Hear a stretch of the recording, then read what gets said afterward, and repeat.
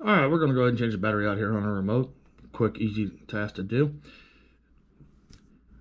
For this right here, all you need is a CR2032 battery.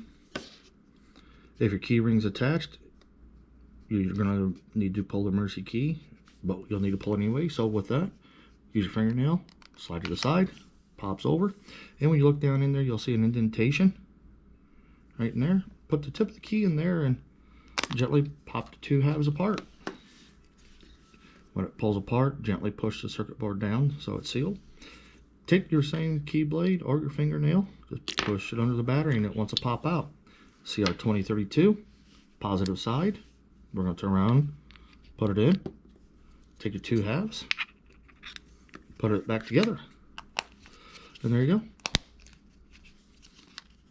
Hey, if you would, give me a thumbs up, comment down below if this video helped you out. Thanks again. Let's be safe out there.